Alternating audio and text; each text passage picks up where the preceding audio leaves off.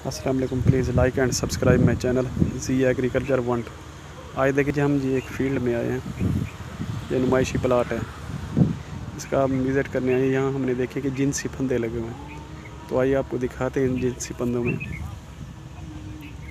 क्या है। अब ये देखें जी, ये पिंक बोल वर्म के आपको नज़र आ रहे हैं साफ परवाने।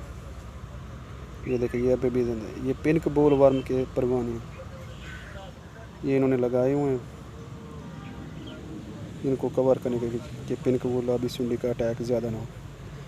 अगर ये है तो इसके लिए आपको करना चाहिए डेल्टा फास या प्रोएक्सिस, रेस्टा की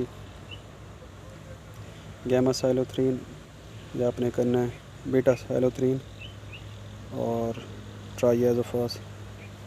ये करें ताकि आपको अच्छा कंट्रोल मिले।